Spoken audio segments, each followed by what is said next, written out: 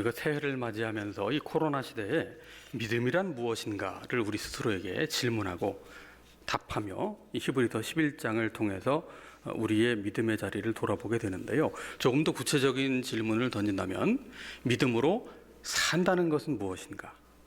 라는 질문이지요.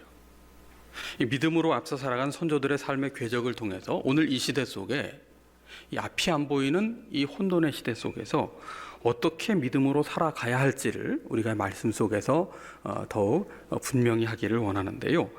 야곱이라는 인물은 우리가 잘 아는 대로 태어날 때부터 형 에서의 발뒤꿈치를 잡고 태어났다 해서 움켜쥐는 자라는 그 뜻이 그의 이름이 됐습니다. 야곱은 그래서 움켜쥐는 자예요. 왜 야곱이 이렇게 움켜쥐는 데 집착했을까? 고대 근동 지방에서 장자라고 하는 자리는 정말 대단한 자리입니다. 오늘과는 의미가 다르지요. 당시에 집안의 재산 전부 그리고 아버지의 축복의 전부는 누구의 몫이었냐면 오로지 장자의 몫이었어요. 장자 외에 누구에게도 뭐 부스럭이라도 떨어지는 게 없습니다. 누구도 넘볼 수 없는 자리가 바로 장자의 자리이기에 그 장자는 곧 특권을 의미하는데요. 야곱은 둘째란 말이에요. 그것도 뭐 여러 해 차이가 나는 것도 아니고 같은 날 태어났어요. 그러니 이 야곱이 자라면서 얼마나 두고두고 이 억울한 심경이었을까 우리가 헤아려 볼 수가 있겠는데, 그래서 야곱의 관심은 온통 장자권을 빼앗는데 촉각을 곤두세우며 살았습니다. 어느 날 형 에서가 사냥하고 돌아와 허기진 배를 움켜쥐고 있을 때 이때다 싶어서 끓여놓은 팥죽 한 그릇으로 장자권을 흥정할 만큼 아주 주도 면밀한 모습을 보여주고 있었고요. 또 야곱을 지독히 편애했던 그 어머니 리브가와 작전을 짜고는 아버지 이삭, 형 에서를 속이면서까지 거짓말을 하면서까지 장자가 받을 축복을 가로챕니다. 이때 처음에 이 어머니 리브가가 아버지 이삭을 속이자 권유할 때 야곱은 주춤하면서 두려워했습니다. 아버지를 속이는 그 거짓말이 두려웠던 것이 아니라 거짓말인 것이 들통나게 됐을 때 아버지로부터 저주를 받게 될 것이 두려웠던 거예요. 그러니까 아버지에게 거짓말을 하는 것에 대해서는 일말의 양심의 가책이 없었습니다. 나한테 화가 미칠까 오직 거기에만 관심이 있었으니까 그만큼 야곱은 자기 입속, 자기 계산에 매우 밝은 사람이었다는 것을 우리가 알게 되지요. 결국 그렇게 장자의 축복을 다 거머쥐어 승승장구하는 듯 했으나 야곱은 어떻게 됩니까? 그 일 이후에 오히려 정처 없는 방랑자 신세가 돼서 집을 떠나야만 했습니다. 그리고 다시는 그를 그토록 사랑했던 어머니 리브가를 만나지 못하는 슬픔을 경험하게 되는데요. 결국 외삼촌 라반의 집까지 가는 그 길, 먼 길입니다. 서울 부산의 2배나 되는 거리입니다. 그 길을 도망자 신세가 되어 가며 외삼촌 라반의 집에서 머물게 됐는데 그 머문 시간이 한 해, 2해도 아니고 무려 20년이나 머물게 되었어요. 우리가 야곱의 인생을 그냥 선뜻 스쳐가듯 본다면 복을 쟁취한 인생으로 오해할 수가 있습니다. 수단과 방법을 가리지 않고서라도 복을 얻어내기만 하면 된다, 그러면 복이 된다, 굉장히 비성경적이고 또 비신앙적인 해석입니다. 야곱이 자신의 인생을 돌아보면서 한마디로 이 애굽의 바로왕 앞에 섰을 때 뭐라고 인생을 말합니까? 창세기 47장에 보면 험악한 세월을 살았다, 그렇게 얘기해요. 내가 복을 거머쥐어서 복되게 살았다고 얘기한 것이 아니라 야곱의 인생을 한 줄 요약하면 험악한 세월, 그 험악한 세월을 살아간 인생이 야곱의 인생입니다. 왜 험악한 세월이라고 얘기했을까요? 고생이 많았기 때문에 그렇죠. 정말 산전수전 다 겪었습니다. 그렇게 고생했던 삶이 또 있을까? 야곱이 그렇게 고생할 줄 알았겠어요? 복을 거머쥔 이후에? 그런데 험악한 세월을 살았다고 한 그 말 속에는 단순히 고생을 했기 때문에만 그렇게 얘기한 것이 아닙니다. 더 분명하고 확실한 이유가 있어요. 그것은 무엇이냐면 움켜진 인생을 살았기 때문입니다. 야곱의 인생을 살았어요. 움켜쥐듯 인생을 살았기 때문에 결국은 돌아보니 험악한 인생뿐이었음을 그는 고백하고 있는 거지요.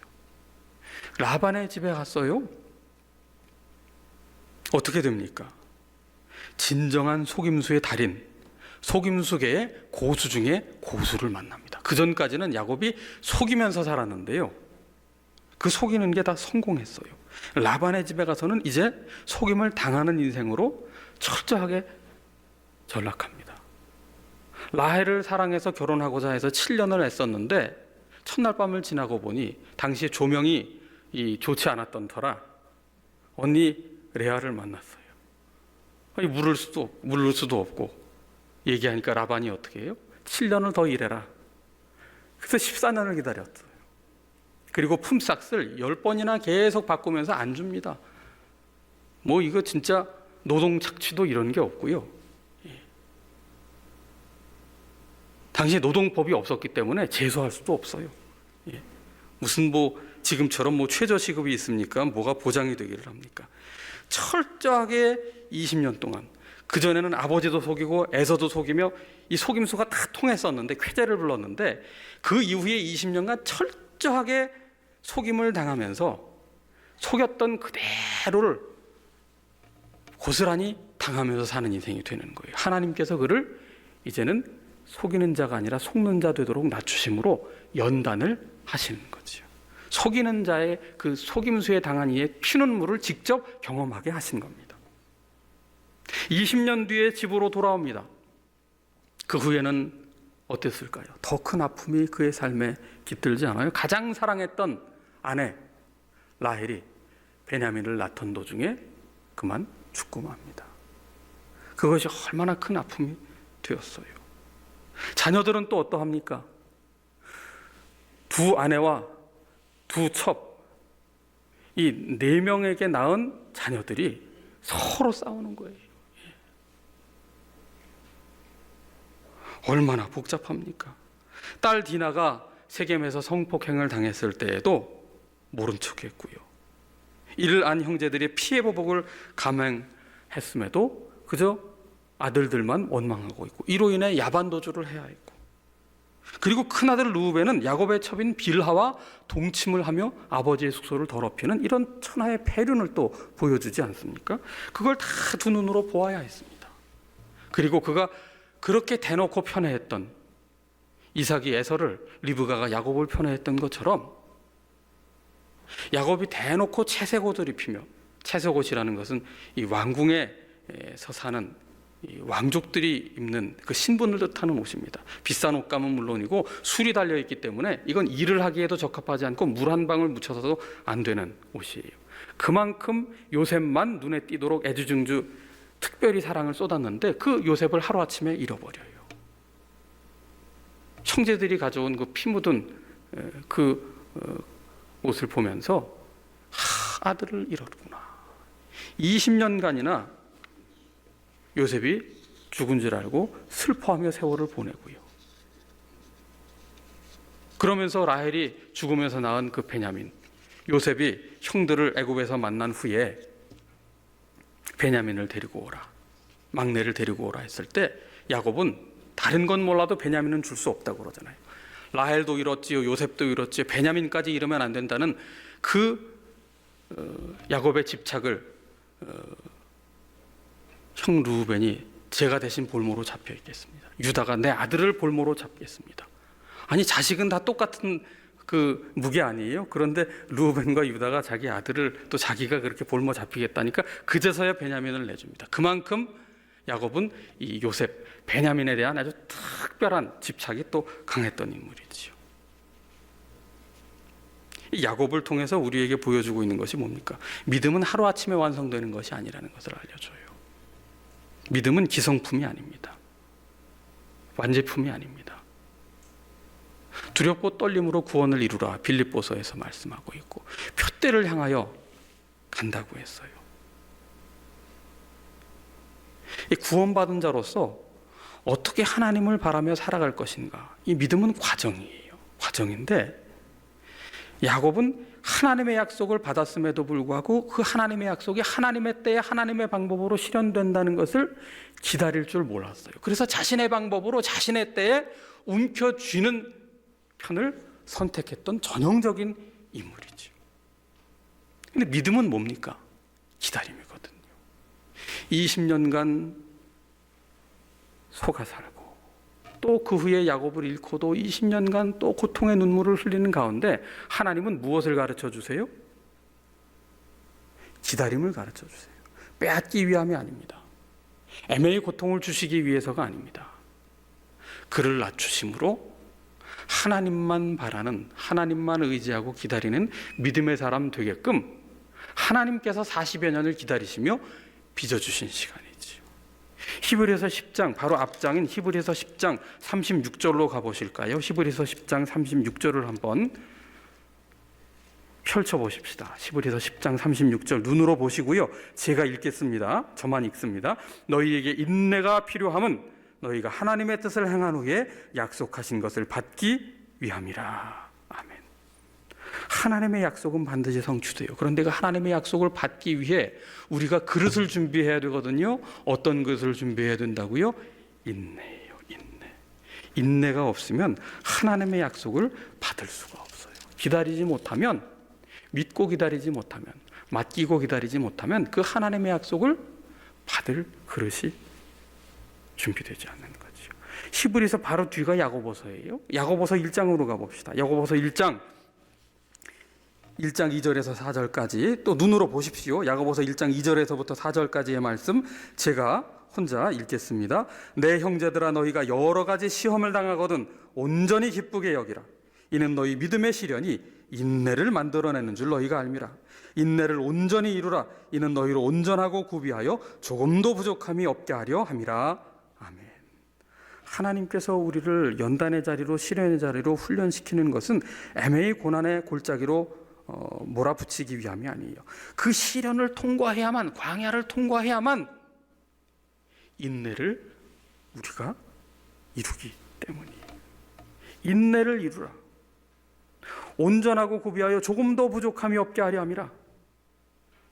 조금도 부족함이 없는 믿음의 사람이 되도록 우리를 이끄시는 방편이 뭡니까? 인내예요. 인내.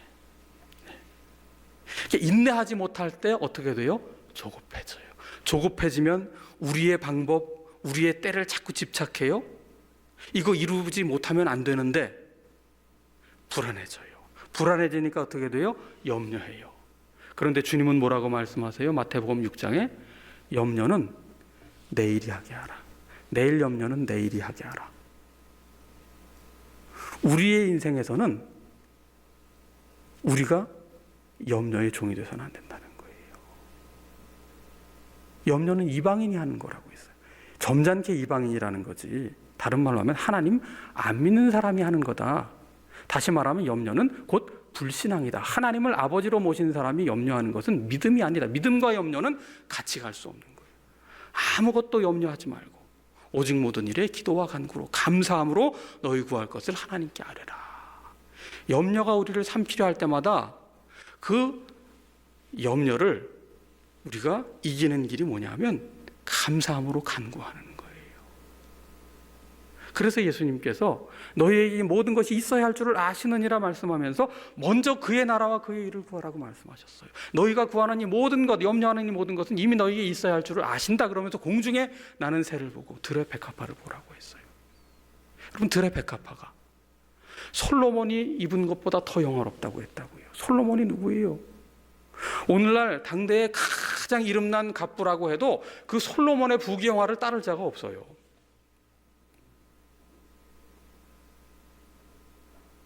그런데 그 솔로몬의 부귀영화를 따를 자가 없는데 들의 백합화보다 솔로몬이 못하다고 했거든요. 들의 백합화, 하나님께서 친히 입히시는 듯, 아무도 돌보는 이 없는,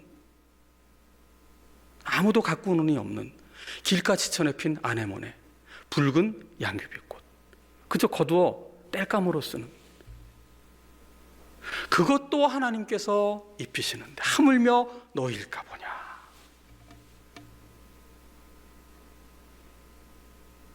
야곱에게 그 믿음의 기다림의 시간을 주님께서 이 광야의 연단을 통해서 하나님께서 이끌고 가시는 거예요. 빚어주시는 거예요. 야곱의 인생의 전환점이 된 두 가지 사건이 있어요. 하나는 베델 사건입니다. 창세기 28장에 자기 손으로 모든 것을 거머쥔 줄 알았다가 하루아침에 도망자 신세가 되어 누구도 믿지 못하기에 에서가 보낸 자객이 자신을 해할까 두려워 들판에서 들짐승에 혹은 전갈에 위협을 무릅쓰고 돌을 베게 하여 잠들었던 그 순간, 가장 밑바닥 인생이 된 그 순간,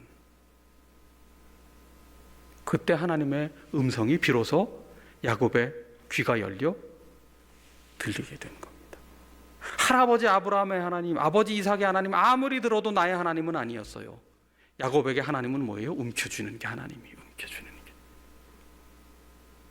더 이상 움켜쥐는 게 통하지 않는 광야 한복판에서 비로소 하나님의 음성을 듣는 귀가 열리게 되었습니다. 하나님 약속하셨어요. 내가 어디로 가든지 내가 너와 함께한다. 너에게 준 약속, 아버지에게 할아버지에게 준 약속 다 이룰 때까지 내가 너를 떠나지 않겠다. 그제서야 야곱은 눈이 열려 하나님이 여기 계신 줄 이제야 알았나이다. 루스라는 지명을 베델이라고 바꿉니다. 하나님의 집으로 바꾸고 그곳에서 제단을 쌓아요. 그러나 여전히 야곱이 하나님을 체험했다고 해서 그의 믿음이 한순간 바뀌는 게 아닙니다. 여전히 거기서도 하나님을 흥정하죠. 야곱은 이 흥정의 달인이기 때문에 나를 평안히 돌아오게 하시오면 여호와께서 나의 하나님이 되실 것이요, 이렇게 또 제안을 하며 흥정을 하지 않습니까? 또 하나의 야곱의 인생의 전환점이 된 사건이 있어요. 여러분이 잘 아시는 야복 나루의 사건입니다. 그 야복 강가에서 허벅지 관절을 하나님의 사자가 치셨어요. 오늘날 말하면 고관절이고 엉덩이 관절입니다. 우리 몸에 가장 큰 관절이고 온몸의 하중을 받치고 있는 관절이에요. 야곱은 야복 강가에서 하나님의 사자와 씨름합니다. 밤새도록 씨름합니다. 복을 얻기 위한 씨름입니다. 이 야복이라는 단어가 히브리어로 씨름이라는 단어와 비슷해요. 발음이 비슷해요. 근데 우리식의 어떤 삭발을 잡고 신사적으로 하는 싸움이 아니고, 이게 수단 방법 가리지 않고 싸우는 생멸건 싸움이니까 UFC의 아마 격투기 같은 온몸을 활용해서 다 싸우는 그런 싸움인데요. 그렇게 밤새도록 하나님의 사자와 씨름하여 얻어낸 복이 두 가지예요. 첫 번째, 하나님의 사자가 묻습니다. 네 이름이 무엇이냐? 복을 주지 않으면 놓아주지 않겠다 했더니 그때 내 이름이 무엇이냐? 왜 이름을 물었을까? 이름에는 그 사람의 존재 자체, 그 사람의 삶의 의미가 담겨 있어요. 제 이름은 야곱입니다. 제 이름은 야곱입니다를 되뇌이며 뭘 생각했겠어요? 제 이름은 움켜쥐는 자입니다. 이 야복나루에 올 때까지 저는 움켜쥐며 살았습니다. 베델 체험 이후에 서서히 믿음의 사람으로 그가 깎여 나가고는 있었지만 여전히 야복나루에 이를 때에도 그 모든 전략을 보세요. 아주 치밀한 인간적인 전략을 쓰고 있다고요. 그의 이름을 상기하는 하나님의 사자의 물음 앞에 저는 여기까지 왔음에도 여전히 움켜쥐는 자입니다. 그때 하나님의 사자가 뭐라고 말합니까? 너의 이름을 이제부터는 이스라엘이라 계명하리라. 이스라엘. 아브라함에게 약속하셨던, 너를 통해서 민족의 조상이 되게 하리라 하셨던 그 약속이 이제 야곱에 대해 가서 이스라엘이라는 이름으로 계명이 되며 너를 통해 큰 민족을 이루겠다 하신 그 약속이 구체화되는 것을 지금 보여주시는 겁니다.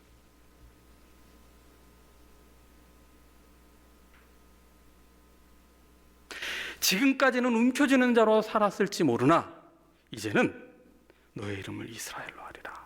하나님의 약속이 실현되는 통로가 되게 하리라. 다시 말하면 하나님의 손에 붙들는 인생으로 살라는 계명입니다. 또 한 가지 복이 있어요. 그것은 뭐냐 하면 야곱이 그렇게 복을 달라고 했거든요. 그 결과 어떻게 돼요? 하나님의 사자가 야곱의 허벅지 관절을 칩니다. 고관절을 쳤어요. 당시 사람들은요, 허벅지에서 아들이 난다고 믿었습니다. 그러니까 허벅지 관절을 치셨다는 것은 곧 생명의 근원을 치셨다는 것이에요. 생명의 근원을 쳤다는 것은 뭡니까? 죽는다는 거죠. 내가 죽는다는 뜻입니다. 지금까지 움켜쥐는 방법으로 자신의 힘과 자신의 방법만 의지해서 살았던 야곱, 그의 생명의 근원을 하나님의 사자가 쳤어요. 이제부터는 움켜쥐는 방식을 의지하는 인생이 아니라, 야곱의 이름으로 살아가는 인생이 아니라 생명의 근원 되시는 하나님을 전적으로 의지하는 자로 살아가라는 하나님의 복의 메시지를 직접 그 몸에 고통의 흔적을 통해서 새겨주신 겁니다. 베델의 하나님을 체험한 이후에도 여전히 자기식, 자신의 방법, 자신의 계책, 자신의 술수, 자신의 속임수, 자신의 힘, 그것을 통해서 무엇인가 성취하려고 했던 자기 방식을 여전히 고집하고 있는 야곱의 허벅지 관절을 치시면서 지금까지 살아왔던 야곱의 그 자기중심성의 허구를 직면하게 하시는 거예요. 하나님이 부르시고 하나님이 복 주시는 인생임에도 하나님 중심의 인생이 아닌 철저히 자기 중심의 인생으로만 살아왔던 그 야곱의 인생을 지금 직면하게 하시는 겁니다. 야곱의 관심은 항상 외적인 거예요. 팥죽에서부터 시작해서 장자의 축복, 수많은 재산, 항상 외적으로 무언가 잘 되는 데에만 관심이 있었지, 그 내면의 중심, 자기 중심성을 깨뜨리고 하나님을 중심으로 모시는 내 안에 그리스도께서 사신 것이라고 하는 그 내적인 변화는 전혀 추구한 바가 없었던 야곱이었습니다. 여러분, 참신앙은 뭐냐면 외적인 변화의 열매가 많은 게 참신앙이 아니에요. 참신앙은 내적인 변화입니다. 자아가 깨어지는 것이고 십자가 앞에 자기를 부인하는 것이고, 그리하여 내 안에 예수 그리스도께서 살아 움직이는 삶을 살아가는 것이, 그것이 진정한 신앙이고 그것이 내적인 변화거든. 자아가 변화되지 않으면 바른 신앙이 아니에요. 야곱이 바둥거리며 하나님의 사자를 쓰러뜨리려고 할 때 하나님은 우리를 감싸주시는 거예요. 감싸주시는. 그리고 그를 쓰러뜨리는 것이 아니라 고관절을 쳐서 하나님을 의지하는 새 사람이 되게 하시는 거죠. 이를 통해서 야곱의 일생, 험악한 세월을 살아간 일생을 통해서 하나님은 쟁취하고 움켜쥐는 믿음에서 이제는 하나님의 때와 방법을 기다리고 신뢰하고 맡기는 법을 배우는 성숙한 믿음에 이르게 하신 겁니다. 이 야곱의 바닥을 보게 하심으로 이 하나님의 일하심을 발견하게 한 것이죠. 나의 끝은 하나님의 시작점이 되는 겁니다. 오늘 히브리서 본문 말씀은 야곱의 삶을 한 줄로 요약하고 있어요. 21절, 믿음으로 야곱은 죽을 때에 믿음의 사람도 죽음을 피해갈 수 없었다고 말합니다. 무엇을 했느냐? 요셉의 각 아들에게 축복을 했다. 성경은 야곱이 파란만장한 삶을 살았고 대단한 부자가 되었고 바로왕 앞에 서서 그를 축복했다, 그런 얘기 하나도 없어요. 단 하나만 기록하고 있습니다. 죽을 때에 요셉의 아들에게 축복했다. 야곱이 요셉의 두 아들 므낫세와 에브라임을 자신의 아들로 삼아요. 결국은 므낫세와 에브라임이 손자인데 지파에 속하게 되잖아요. 렘브란트의 또 다른 그림이 있어요. 야곱이 두 아들을 축복하는, 에브라임과 므낫세를 축복하는 장면인데요. 거기 보면은 이 요셉과 그의 아내가 이 야곱의 침상에 두 아들을 데리고 갑니다. 그 므낫세가 침상 가까이에 있어요. 큰 아들이니까 바로 야곱의 곁에 있고, 그 므낫세 옆에 침상 옆쪽으로 이제 에브라임이 있는데 야곱이 어떻게 하느냐? 이렇게 손을 어긋맞게 해서 에브라임에게, 차자에게 오른손을, 그리고 므낫세에게 왼손을 얹고 있어요. 왜 성경은 장자에게 특권이 가야 되는데 왜 야곱에게, 왜 에브라임에게 이렇게 둘째에게 가느냐? 그 얘기는 뭐냐 하면 하나님의 방법은 큰 자를 통해서 이루어지지 않는다는 거예요. 하나님의 방법은 보잘것없어 보이는 자들, 그들을 통해 하나님의 역사가 하나님의 방법으로 이루어간다, 가신다. 그러니까 우리의 방법, 우리의 능력이 아니라 이건 우리가 예측할 수 없었던 하나님의 방법으로 하나님의 복 주시는 역사는 이루어진다는 것을 보여주는데, 야곱이 일평생 한 것, 히브리서 기자는 뭘 얘기해요? 자녀를 믿음으로 복 준 것, 다시 말해서 자녀를 믿음의 사람 되게 한 것, 믿음의 계승자로 살아간 것, 그 한 줄로 그의 인생의 이야기를 요약하고 있다는 얘기죠. 이삭의 인생도 한 줄이에요. 야곱과 에서에게 복 준 것으로 끝냈어요. 우리에게 맡기신 가장 큰 사명은 뭐냐 하면 성공이냐 실패냐가 아니에요. 성공이냐 실패냐 다 잊어요. 다 잊는다고요. 2002년 월드컵 그렇게 환호했지만 다 잊어버렸고요. 88 올림픽 다 잊어버렸다고요. 누가 금메달 땄는지 다 잊어버렸어요. 하나님이 기억하시는 건 하나예요. 믿음으로 살았느냐, 믿음의 다음 세대를 세웠느냐, 믿음의 자녀를 세웠느냐. 그리고 21절 말미에 그 지팡이 머리에 의지하여 경배하였다. 지팡이를 경배했다는 게 아니지요. 지팡이 머리를 의지할 때 무엇을 경험했어요? 이제는 내 힘으로가 아니라 하나님의 힘으로 걷고 하나님의 힘으로 산다. 그 지팡이를 만질 때마다, 지팡이를 의지할 때마다 하나님을 의지하는 믿음이 되었다고요. 그래서 야곱은 죽을 때에 자녀에게 믿음을 계승하고 하나님을 경배하는 자로 삶을 마감했다 말씀하고 있지요. 여러분, 하나님의 약속은 반드시 이루어집니다. 믿음으로 삽시다.